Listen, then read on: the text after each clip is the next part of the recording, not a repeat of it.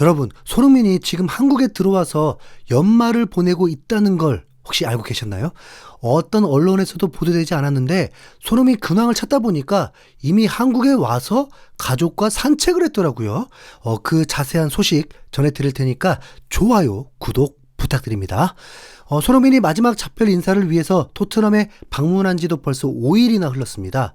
손흥민의 방문을 축하하기라도 하듯이 프라하를 상대로 3대0 완승을 거뒀던 토트넘은 손흥민이 떠나자마자 곧바로 추락하면서 여전히 엉망인 모습을 노출했는데요. 바로 노팅엄 원정에서 0대3으로 완패하면서 무기력한 모습을 보여준 겁니다. 손흥민이 왔을 때는 살아나는 듯 보였다가 다시 손흥민이 떠나자마자 최악의 모습으로 리그 순위도 제자리 걸음을 하면서 11위입니다. 영국의 공영방송 BBC는 이런 토트넘을 향해서 한 걸음 전진했다가 두 걸음 후퇴했다. 프랭크 감독 체제에서 도약을 기대했지만 또다시 시즌 최악의 경기력으로 무너졌다. 아스날, 본머스, 풀럼전 패배도 뼈아팠으나 이날 패배는 더욱 심각한 침체로 기억될 만하다.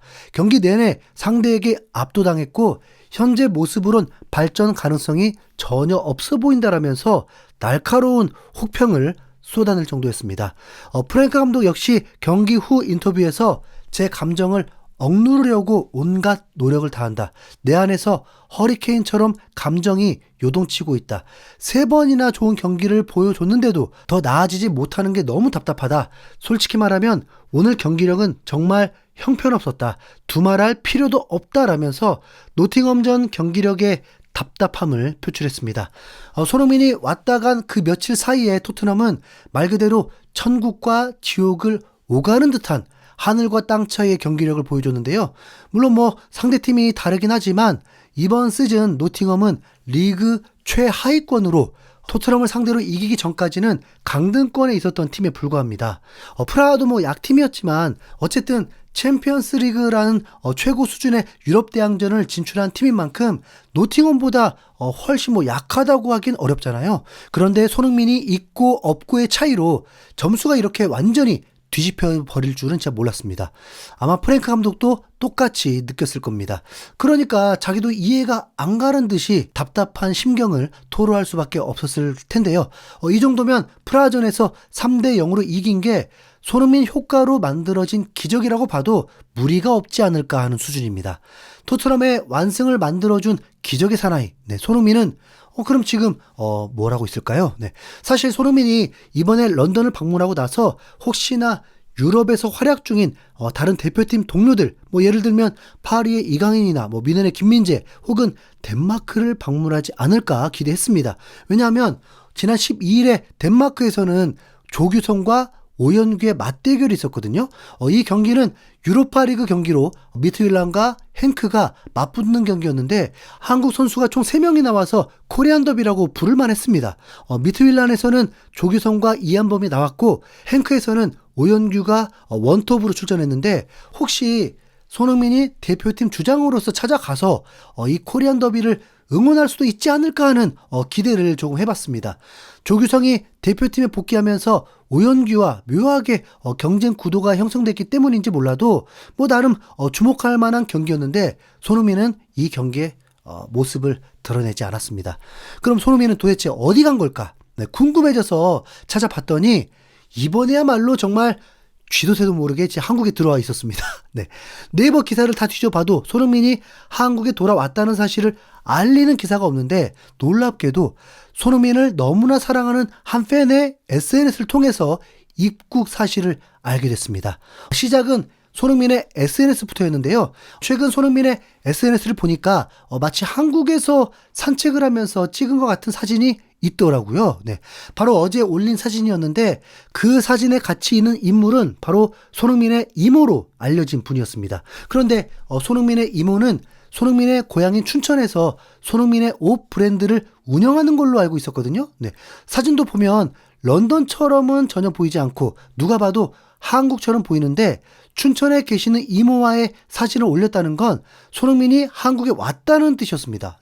이 사진이 춘천인지 서울인지는 잘 모르겠지만 아무튼 손흥민이 한국에 들어왔다는 건 분명 사실처럼 보였기에 도대체 언제 왔는지 또 계속해서 찾아봤습니다.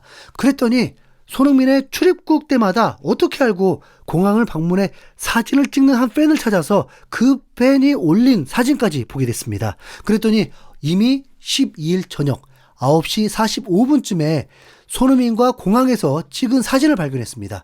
시간으로 보면 한국 시간으로 지난 10일이 손흥민이 런던에 방문한 날이었으니까 손흥민은 그 이후로 뭐 하루 정도를 더 런던에서 보내고 곧바로 한국행 비행기를 탄 겁니다. 네. 대충 11일 저녁 7시 전후로 런던에서 한국행 비행기를 탑승한 걸로 예상이 되는데, 그러니까 당연히 뭐 파리나 뭐 미넨도 안 가고 덴마크도 안 가고 뭐 바로 한국으로 온 셈인 거죠. 네. 손흥민의 행보를 찾다 보니까 별걸 진짜 다 알게 되는데요. 런던에서 한국으로 오는 퍼스트 클래스 가격이 1,700만 원이 넘더라고요. 네. 정말 헉이었습니다. 헉. 네. 아무래도 손흥민이 최근 10여 년 동안은 한국보다 영국에서 보낸 시간이 더 많다 보니까 올해 연말을 어디서 보낼지가 궁금했었는데 프라전이 끝나고 겨우 하루 있다가 곧바로 한국행 비행기를 탄 걸 보면 올해 연말을 한국에서 보내는 게 확정된 것 같습니다. 네. 갑자기 뭐 또 미국으로 가진 않을 거 아닙니까? 네. 참고로 손흥민이 한국에 도착하던 날에는 북중미 챔피언스컵의 대진표가 발표됐는데 LAFC는 내년 2월 3일에 첫 경기를 치릅니다. 상대는 온두라스의 프로구단 레알 에스파냐로 1902년에 창단해서 무려 123주년을 맞은 엄청난 역사가 있는 팀입니다. 2월 3일에 경기를 하기 위해서는 늦어도 대략 2, 3주 전부터는 소집을 해야 되지 않을까 싶은데, 네, 그러면 2026년 새해를 맞이하자마자 손흥민은 미국으로 떠나야 합니다. 마음 편히 손흥민이 쉴 수 있는 시간도 이제 겨우 한 달 정도밖에 남지 않았다는 거죠. 네. 그러니까 아마 웬만한 큰 행사가 아니고서는 앞으로 손흥민이 한국에서 쭉 쉴 것 같다는 게 개인적인 추측입니다. 뭐 예능 방송 출연하면 정말 대박일 텐데요. 네. 손흥민이 부상으로 쉬는 거 말고 이렇게 오랫동안 쉬는 건 처음일 겁니다. 네.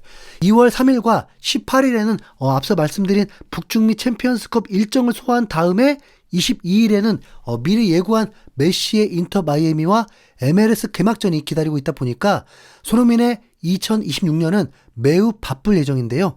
최근 MLS 사무국은 지난 2025년을 돌아보면서 최고의 영입 탑 10을 뽑았습니다. 그리고 여기서 손흥민은 2위를 차지했죠.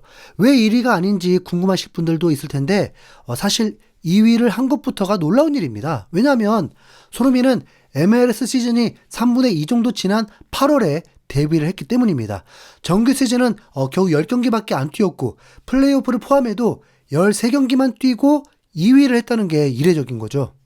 MLS 사무국은 손흥민을 2위로 꼽으면서 만약 손흥민이 여름 이적 시장이 아니라 겨울에 MLS로 이적했다면 이 목록에 1위였을 거라는 데에는 의심의 여지가 없다.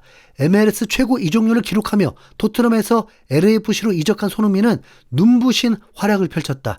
정규 시즌 10경기에서 무려 9득점 3도움을 기록한 손흥민은 정규 시즌에서 500분 이상을 소화한 선수들 중에서 90분당 기대 득점과 기대 도움을 합산한 수치가 메시에 이어서 리그 전체 2등에 달하면서 손흥민이 매우 짧은 기간의 활약에도 불구하고 메시 외에 모든 선수를 다 뛰어넘었다면서 극찬하는 반응을 보였는데요.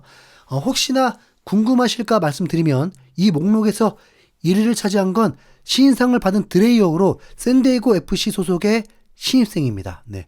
신상 때도 마찬가지였는데 아무래도 드레이어는 시즌 초부터 리그에서 활약하면서 결국에는 팀을 MLS컵 결승까지 보냈기 때문에 1위를 줘도 뭐 인정할 겁니다. 네. 그리고 이 선수가 올 시즌 상대해본 선수 중에 최고의 선수가 누구냐고 물었을 때 손흥민이라고 말했었죠. 네. 뭐 MLS 사무국도 그러잖아요. 손흥민이 시즌 처음부터 뛰었으면 무조건 1위라고. 네. 손흥민이 드레이어에게 선물해준 거나 뭐 다름없네요. 네.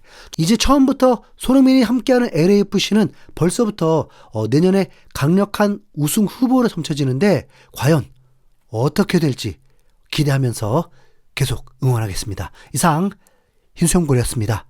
감사합니다.